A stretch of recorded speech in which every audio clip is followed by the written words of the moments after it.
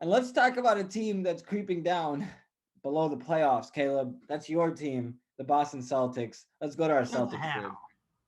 Okay. Okay, I will, I guess. They suck. Simple as it is. Nah. They don't I'll suck. actually I'll actually go into this. So there's been a lot of struggles recently, right? And I want to talk about the media onslaught on them for whatever reason. They've just been going in on them. Well, it's not for whatever reason. They've been struggling a lot this year. Yeah, it's pretty But fair. people are saying like fire Brad Stevens. He needs to be on the hot seat. He needs to be out. Like, no, I disagree with that. He's still a top 10 coach. I'm not getting rid of him. The issues are more on roster construction, which I think is pretty obvious. Um, and this is one thing I don't think people understand is whenever he came in, his main guy was Jeff Green. Then he went to Isaiah Thomas, then Kyrie Irving, and then Kemba Walker. Last year was more like a team effort. It was going to be Kemba, the Jays, and Gordon. And then this year he went in with the solidified number one, Jason Tatum. That's 5 number one guys in like an 8-year coaching career for him. It's not been easy. He's been making changes and adjustments for 8 years. He hasn't been able to really get into a groove. Like Terry Stotts has Damian Lillard and CJ for his entire coaching career. Um, you know what I mean? Like guys like that, they can stick around. They have the centerpieces. He hasn't really had that yet. Now, obviously, the centerpieces are going to be the Jays moving forward. At least Jason. Jalen might get traded out, but they have him long term wrapped up. I'm not really concerned. I'm going to give Brad Stevens at least 2 years with those two before I do anything. And Jason Tatum even came out and said himself that he loves Brad. Like him and Brad get along. There's nothing there that's concerning. It's just growing pains right now, which is fine. And they had the Celtics commentator come on, was which is Mike Gorman, okay? Old ass piece of shit. He actually did the first ever Big Be East game. nice. For a fun fact, he actually did the first ever Big East game. And that thing ain't even a league anymore. So he's been at this for a while. So he knows a lot of basketball, right? Well, they had him on a Boston radio show. And you know how city radio stations are. They're very opinionated, very hot takey. That's what you have to do. That's part of the job. Like us. Yes. Well, they had him come on. They said, do you blame this season on Jason and Jalen? He came out right away and said, yes, they're ball stoppers. The All-Star game is perfect for them because they both play one-on-one all the time. And that was really dumb of him. So the Celtics owner had to come on and say, listen, we're not concerned with them at all. They're doing exactly what we need from them. They're not pointing fingers at anybody. This is their first year being the main guys on a good team, which what they were hoping was a good team. And he said they're not pointing fingers. They're taking blame on themselves. They're not really forcing anything. They're not being ball hogs. Like people are going to point at the low assist numbers. I'm not because I watch the games and I see him kick it out to Grant Williams, who smacks it off the top corner of the backboard. He's wide open. You get a more NBA ready player out there, things change. You know what I mean? There was one game where Semi Ojeleye and Peyton Pritchard and even Tremont Waters was hitting all their corner threes when the Jays were driving and kicking out. And it was beautiful. They were hitting everything. Celtics won that game, I think, by like 18 or something.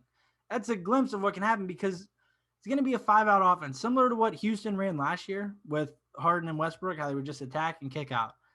That's kind of what the Celtics are doing now, but the problem is we don't have this quality of players out in the corners hitting threes. So that's why the assist numbers are low. Am I worried? Not really. And people are saying, no, make a trade for this player at the deadline. For what? I don't think one trade really saves this season. I do think we're better than what we are right now. I think we'll improve whenever Marcus Smart gets back. Like our 4 best players got to play a grand total of 28 total minutes together. So you kind of have to get a view of what they look like together. But I don't think there's one trade that saves the season. So honestly, and I know people are going to get mad, but I'd punt on the season. Maybe if you're going to make a trade, use the Enes Kanter trade exception. That's like $5.4 million. Try it that way. I wouldn't dip into the big trade exception because in the offseason, you can incorporate a sign and trade through like a big free agent or something for $28 million. Like there's bigger ways to get around this in the offseason. So I'd punt on the season. If the struggles continue, I'd sit down and just dissect the entire roster, figure out everything and go from there because one season isn't going to turn one trade isn't going to turn the season around. Okay. Well, you mentioned Brad Stevens, right? And I agree with what you're saying. For the most part, right now, at this point, there's no trade that's going to save you guys. I don't think any specific trade, any specific move is going to make you guys contenders. And to put the blame on Jalen and Jason is dumb, right? While they have struggled in the month of February specifically, Jalen is shooting 44%, 31% from three. Jason's shooting 39%. and he's shooting 32% from three.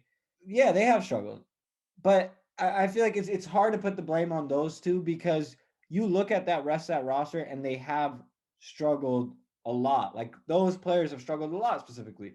Kemba Walker, we've talked about Kemba a lot on our podcast about how much he struggled. Now there are games where he's played good. For example, Celtics are 5-2 when Kemba plays and he drops 20 plus. Mm-hmm. But then when he doesn't drop 20, they're 2-8. And that is more of a sign on not on Kemba, I would say, more on the roster and the depth of the Celtics. They don't have enough depth, and we've talked about that over and over again. Now, here's where I find an issue with it, right? People talk about Brad Stevens, and Brad Stevens deserves a fair amount of criticism, just like everybody else on that roster. I agree. But at the end of the day, people are talking about it. Oh, well, he's been in the league for 8 years. He's had no finals appearances and he's had a bunch of disappointments. I can't disagree more on that.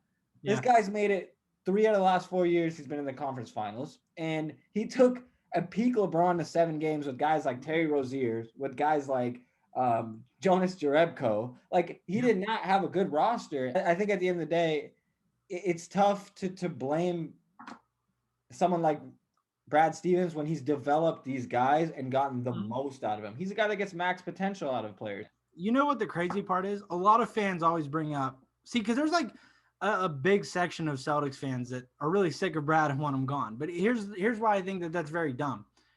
For the most part, the past 3 years, fans have been getting on him saying, you never play the young guys. You need to play the young guys more, like Rob and stuff. But we found out Rob has a genetic hip disorder that's been messing with him for the past 3 years. So that's not ideal. But people are always saying, play the young guys, play the young guys. This year, he's played the young guys more than I've ever seen him play a young guy before. And we're struggling. So you guys basically dug his grave for him and told him, hey, you need to play the young guys more. I doubt he gets fired. If he got fired, that'd be so stupid. But what you mentioned about people criticizing him for not going to conference finals, he took, like you said, a peak LeBron to game 7 with Terry Rozier as a starting point guard. Now, Terry has blossomed into a decent player for Charlotte, but in Boston, at the time he took over, he was a relative unknown, right? He was a relative unknown off the bench. That's more on Danny Ainge not getting the pieces to put them over the edge. He looked at a conference finals team last year who maybe he thinks they overachieved. I thought they overachieved last year. I thought they were a second round team, but regardless, they made it to the conference finals. He saw that team and he said, yeah, Jeff Teague. Like Jeff Teague can't be the highlight of your offseason whenever you're that close. And that's why I don't really get mad at Brad. I get mad at Danny